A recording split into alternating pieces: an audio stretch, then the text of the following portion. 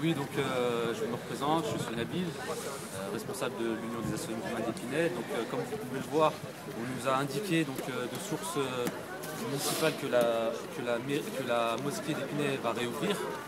On attend jusqu'à présent l'ouverture de cette mosquée. Donc encore une fois, ils ont utilisé des moyens pour ouvrir ce lieu-là en mettant une association créée de toutes pièces qui ne représente personne.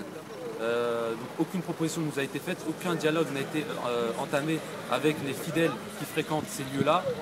Donc on est certes heureux d'apprendre la réouverture de ce lieu-là, mais les conditions qui sont données pour ouvrir ces lieux sont totalement, je dirais, anti-démocratiques. Donc j'ai envie de dire, alhamdoulilah, nous on est là, on attend, il fait froid, on aimerait bien prier dans des conditions dignes, mais les conditions qui mettent pour ouvrir ces lieux sont totalement indignes de la France et de la République.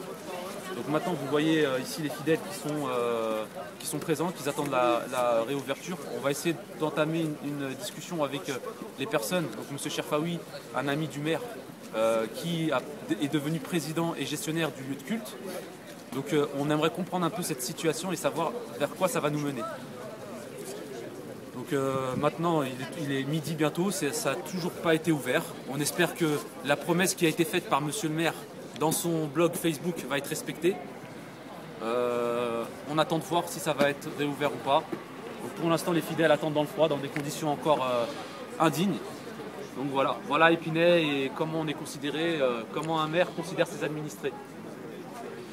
Donc, voilà grosso modo ce que je pouvais dire dans un premier temps, en attendant la suite, voir ce que ça va donner d'ici les 15 prochaines minutes.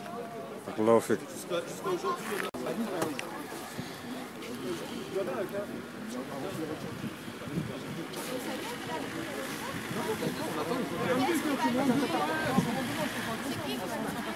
Il y a une autre association, vous avez vu? Oui, mais j'ai fait un papier aujourd'hui. Ah oui, d'accord. J'ai eu un Zaïre. Ah d'accord, autant pour moi, excusez-moi.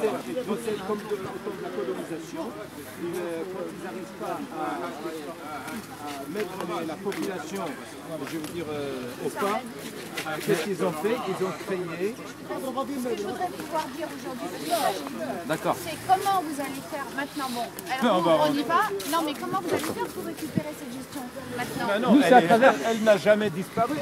Elle a disparu dans la cervelle de monsieur le maire, mais chez les musulmans, Alors je elle vais est formuler la question autrement. Comment vous allez faire pour faire en sorte que ce soit l'UM qui s'en occupe Mais et déjà- pas l'OG? C'est sur le tas, ça sera le cas. On veut une mosquée sans OGM. On va essayer que monsieur le maire applique la démocratie. Oui, mais ça c'est de la théorie. Comment?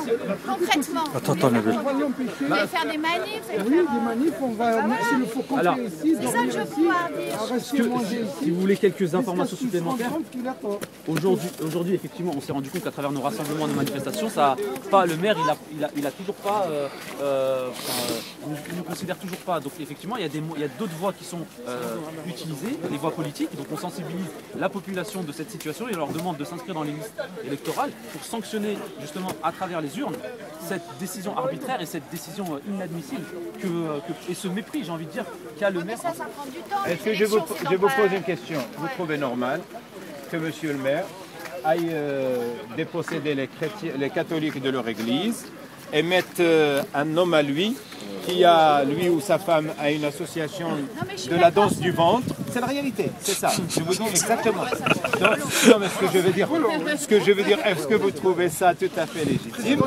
de confier la gestion de la mosquée de la ville à quelqu'un qui a plus l'habitude de s'occuper de la danse du ventre, comme c'est le cas de sa femme et de sa famille, je pense, et la prière, il a confondu la prière avec la danse du ventre. Seulement, c'est pas exactement la même chose. Moi, ce que je voudrais, et ça c'est le débat de fond, ce que je voudrais pouvoir dire maintenant, parce que ça je l'ai évoqué, c'est comment, votre combat il n'est pas terminé, comment vous pensez y arriver? Sur quoi? En gros, cela dit, pour le reste, bah oui, je trouve ça plutôt rigolo, et moi étant totalement athée, j'en ai absolument rien à cirer. Ça c'est moi, c'est moi la journée. Non, le problème c'est que vous êtes tout à fait athée, mais si on vous dit si on vous dit dans une synagogue, quelqu'un fait ça, vous allez dire c'est pas vrai, c'est de l'antisémitisme. Vous allez crier au loup, vous allez dire c'est pas normal. 6000 ans d'histoire, vous allez dire tout ça. Eh bien c'est exactement la même chose. Pourquoi vous êtes sensible à fleur de peau lorsqu'il s'agit d'autres, mais lorsqu'il s'agit des musulmans, moi je suis athée, je n'ai pas de jugement. Je vous demande un jugement tout simplement de discernement. C'est ça que je vous demande. En tout cas, pour vous dire, pour répondre à votre question, pour revenir à nous, nos actions, elles s'inscriront toujours dans le cadre des moyens que la République met à notre disposition, c'est-à-dire les manifestations, les rassemblements, la voie politique à travers les urnes, la voie juridique, dénonciation de l'opinion publique, informer les gens de ce qui se passe. Donc c'est toujours, ça sera que ces actions-là et rien de plus. Voilà, ça se limitera à ça. Donc voilà, et là maintenant ils nous ont dit qu'ils allaient ouvrir, on attend l'ouverture, il est midi. Est-ce qu'ils vont tenir leur promesse? C'est pas dans leur habitude. Bah écoutez, on attend comme vous dans le froid et dans ces conditions. Si vous voulez voir pendant un mois où est-ce qu'on était en train de prier, c'est peut-être... Je vous emmène, madame, juste un petit mot. C'est-à-dire le fait que monsieur le maire... Madame, on prie là, Elle connaissait, elle la connaît. Vous voulez qu'on vous emmène voir où on prie maintenant? Non mais je sais où c'est, je vois très bien où c'est. Pas de souci. Je voulais dire... Vous savez, c'est pas un dossier que je découvre. Non, il faut juste savoir nager pour rentrer à l'intérieur. J'aimerais que vous assistiez. Il y en a pas mal qui critiquent mon manque d'objectivité, mais qui savent même pas que j'ai déjà écrit 4 ou 5 papiers dessus. Alors bon, Ouais, mais c'est pour ça que moi, je m'en fous, vous savez. On parle de votre journal, madame, on parle pas de vous.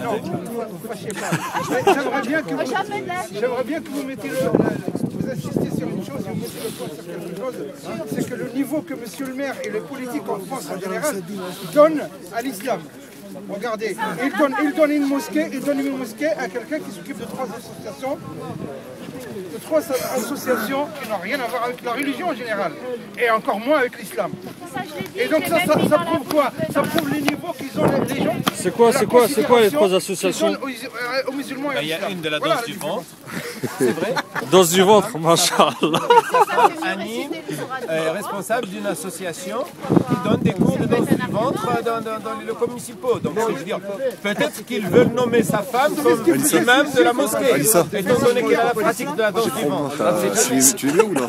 C'est monsieur qui est maintenant responsable d'ici. Oh là là, dans quel monde on vit, Il rentrait dans subhanallah. la mairie. Nous, faisons la prière. C'est un soi-disant un musulman. Mais quand il venait comme ça, et hop, il rentrait dans la mairie pendant que nous faisons la prière. Hein? Alors aujourd'hui, il est le responsable de cette mosquée, apparemment. Inch'Allah. Ouais, je suis d'accord.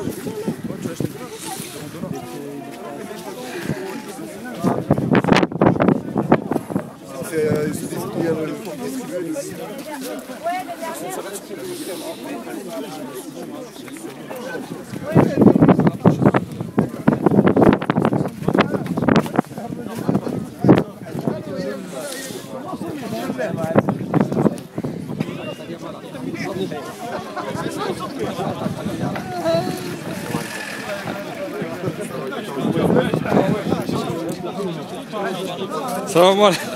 Salam alaikum. Ça va? Salut. Alhamdulillah, ça va bien? Alhamdulillah. Juste histoire pour enchaîner 5 minutes, après tu vois. Cher.